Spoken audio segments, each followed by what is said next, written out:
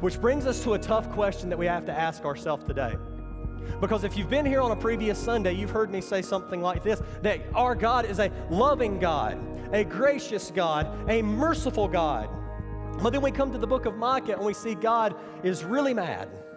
And he's full of judgment and retribution, and he's going to deal with sin, which brings us to this question that I know we've had to ask ourselves before. How do we reconcile God's anger with God's love? How do we reconcile God's anger with God's love? How do we deal with that?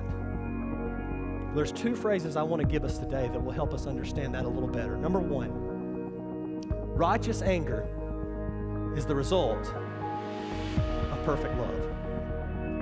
Righteous anger is the result of perfect love.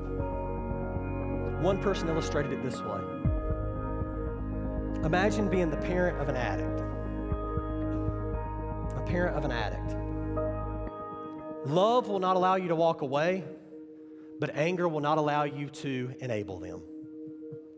This is God.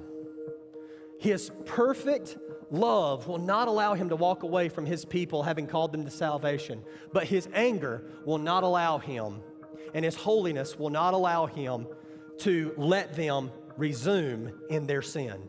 Righteous anger is a result of perfect love. Number two, anger is not love's opponent, but love's partner.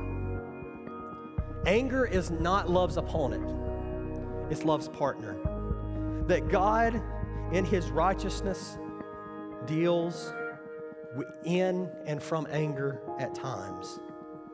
Just as we said a moment ago, a parent of an addict has to look at their child eventually and say, I hate what this, whatever that substance is doing to you. I'm angry at what you have become, and I have to now deal with it. That's where God is. God's anger judges people in their idolatry, that he might remove their idols and not do this. This is where we reconcile God's anger and God's love. If God did not get angry at your sin and at your idols, he would leave you playing with your idols.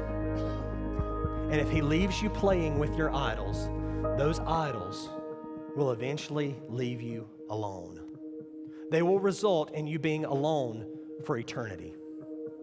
If God does not get angry at your sin and your idols, then you will be left alone with your idols, which means ultimately you will be left alone for eternity. God's perfect love is met by perfect anger, and he deals with sin.